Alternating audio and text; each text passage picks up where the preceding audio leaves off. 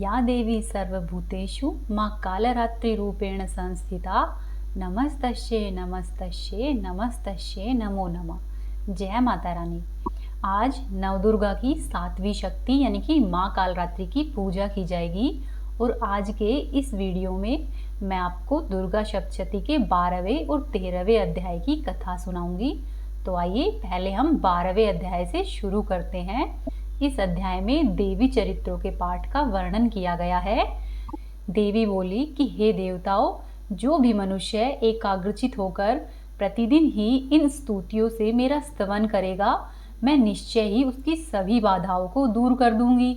जो मधुकैटभ का नाश, महिषासुर का वध तथा शुंभ और निशुंभ के संहार के प्रसंग का पाठ करेंगे तथा अष्टमी, चतुर्दशी और नवमी को भी जो एकाग्रचित होकर भक्ति पूर्वक मेरे उत्तम महात्म्य का श्रवण करेंगे, उन मनुष्य को कोई भी पाप छू भी नहीं सकेगा। उन पर पाप जनित आपत्तियां भी नहीं आएंगी। उनके घर में कभी भी दरिद्रता नहीं होगी तथा उनको कभी भी प्रेमी जनों के बिछड़ने का कष्ट भी नहीं भोगना होगा। इतना ही नहीं, उन्हें शत्रु से, लुटेरों से, राजा से, शस्त्र से, अग्नि से तथा जल की राशि से भी कभी भी भय नहीं होगा। इसीलिए सबको एकाग्रचित होकर भक्ति पूर्वक मेरे इस महात्म्य को सदा ही पढ़ना और सुनना चाहिए। यह महात्म्य परम कल्याणकारक है। मेरा महात्म्य महामारी जनित समस्त उपद्रवों तथा आध्यात्मिक आदि तीनों प्रकार के उत्पातों को शांत करने वाला है।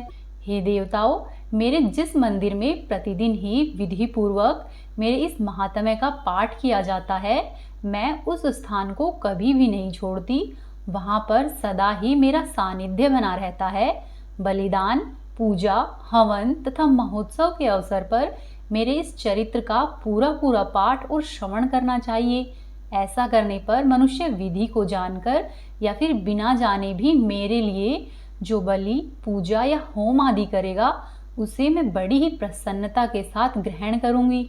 शरद काल में जो वार्षिक महापूजा की जाती है, उस अवसर पर जो मेरे इस महात्म्य को भक्ति पूर्वक सुनेगा, वह मनुष्य मेरे प्रसाद से सभी बाधाओं से मुक्त तथा धन, धान्य एवं पुत्र आदि से संपन्न होगा।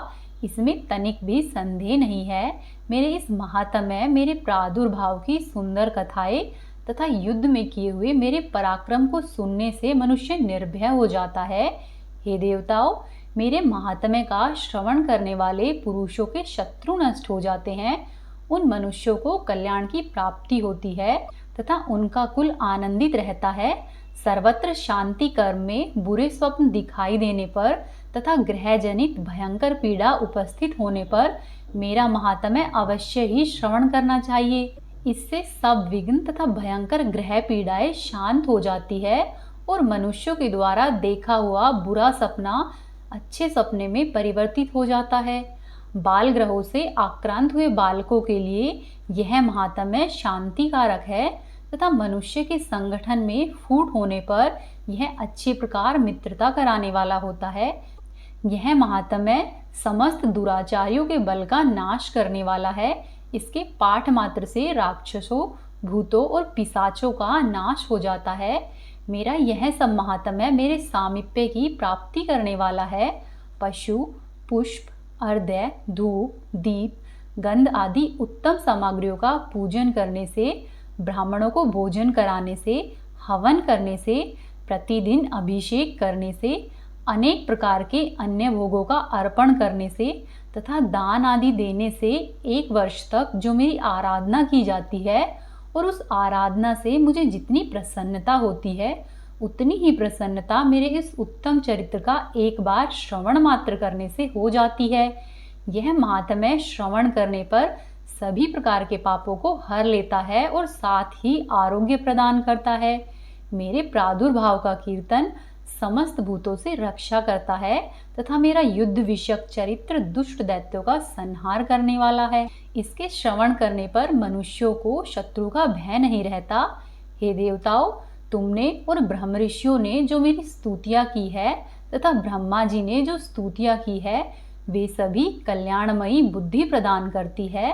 वन में, सूने मार्ग में अथवा दावानल से घिरे जाने पर निर्जन स्थान में लुटेरों के दाव में पड़ जाने पर या शत्रुओं से पकड़े जाने पर अथवा जंगल में सिंह, व्याघ्र या जंगली हाथियों के पीछा करने पर कुपित राजा के आदेश से वध या बंधन के स्थान में ले जाए जाने पर अथवा महासागर में नाव पर बैठने के बाद भारी तूफान से नाव के डगमगा जाने पर और अत्यंत ही भयंकर युद्ध में शस्त्रों का प्रहार होने पर अथवा वेदना से पीड़ित होने पर सभी भयंकर बाधाओं के उपस्थित होने पर जो भी मनुष्य मेरे इस चरित्र का स्मरण करता है वह मनुष्य पल भर में ही सभी प्रकार के संकटों से मुक्ति पा लेता है।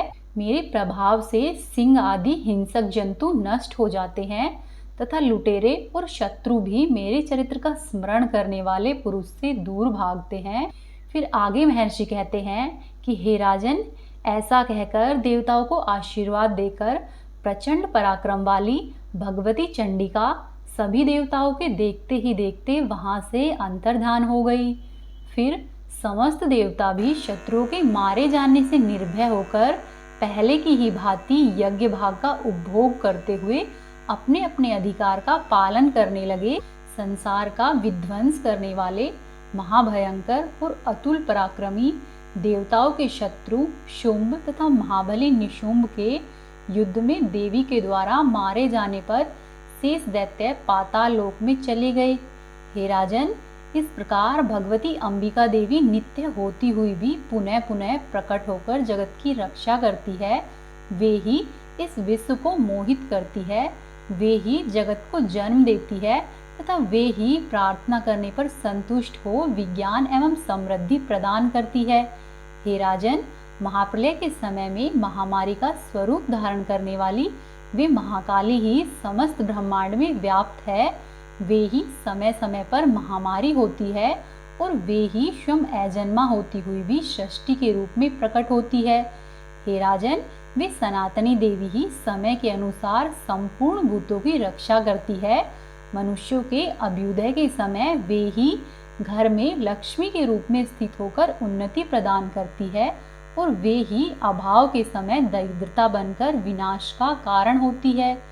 हे राजन, पुष्प, धूप और गंध आदि से पूजन करके देवी की स्तुति करने पर वे धन, पुत्र, धार्मिक बुद्धि तथा उत्तम गति जिस भी मनुष्य की जैसी मनोकामना होती है उसे मनोवांछित वरदान प्रदान करती है।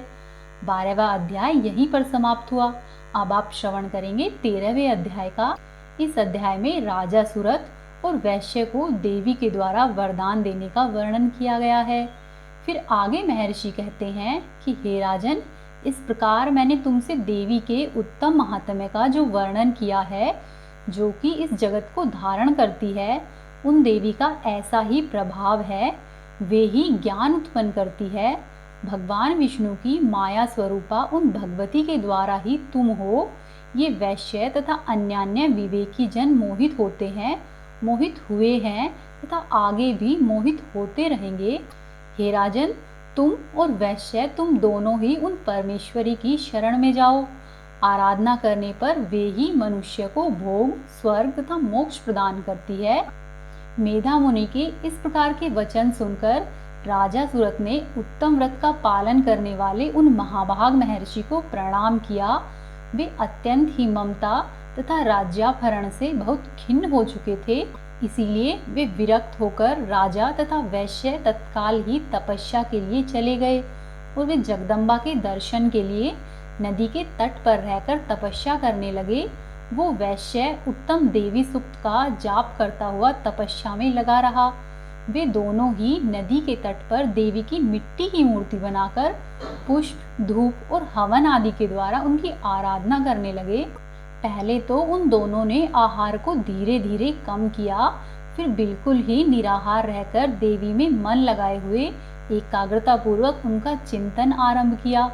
वे दोनों अपने शरीर के रक्त से प्रेक्षित बलि देते हुए लगातार 3 वर्ष तक संयम पूर्वक आराधना करते रहे। इस पर प्रसन्न होकर जगत को धारण करने वाली चंडिका देवी ने प्रत्यक्ष दर्शन देकर कहा। देवी बोली कि हे राजन तथा अपने कुल को आनंदित करने वाले हे वैश्य, तुम लोग जिस वस्तु की अभिलाषा रखते हो मुझसे वह मांगो। मैं संतुष्ट हूँ, इसीलिए जो तुम मांगोगे मैं तुम्हें वह सब दूंगी। आगे महर्षि मार्कंडेय जी कहते हैं, तब राजा ने दूसरे जन्म में नष्ट न होने वाला राज्य मांगा तथा इस जन्म में भी शत्रुओं की सेना को बलपूर्वक नष्ट करके पुनः अपना राज्य प्राप्त कर लेने का वरदान मांगा। वैश्य का चित्त संसार की ओर से खिन्न एवं विरक्त हो चुका था और वो बड़ा ही बुद्धिमान था, इसीलिए उस समय उन्होंने तो ममता और अहंता रूप आसक्ति का नाश करने वाला ज्ञान मांगा। तब देवी बोली कि हे राजन, तुम थोड़े ही दिनों में शत्रुओं को मारकर अपना राज्य पुनः पालोगे। अब वहां पर तुम्हारा राज्य स्थिर रहेगा। फिर मृत्यु के पश्चात तुम भगवान सूर्य के अंश से जन्म लेकर इस पृथ्वी पर सावर्णिक मनु के नाम से विख्यात हो जाओगे। इस प्रकार से देवी माँ ने राजा को आशीर्वाद दिया और फिर देवी माँ उस वैश्य से बोली कि हे वैश्यवर, तुमने भी जिस वर को मुझसे प्राप्त करने की इच्छा की है, मैं तुम्हें वह देती हूँ। तुम्हें मोक्ष के लिए ज्ञान प्राप्त होगा। फिर महर्षि मार्कंडेय जी आगे कहते हैं कि इस प्रकार उन दोनों को मनोवांछित वरदान देकर तथा उनके द्वारा भक्ति पूर्वक अपनी स्तुति सुनकर देवी अंबिका तत्काल ही अंतर्ध्यान हो गई। इस तरह देवी का वरदान पाकर क्षत्रियों में श्रेष्ठ राजा सुरथ सूर्य से जन्म लेकर सावर्णिक नाम के मनु होंगे। 13वां अध्याय यहीं पर समाप्त होता है। बोलो अम्बे मात की जय। जय जगदम्बे, जय भवानी। आइए अब हम देवी से क्षमा प्रार्थना करते हैं। हे परमेश्वरी, मेरे द्वारा रात और दिन सहस्त्रों अपराध होते रहते हैं। यह मेरा दास है ऐसा समझकर हे देवी तुम मेरे उन अपराधों को क्षमा करो।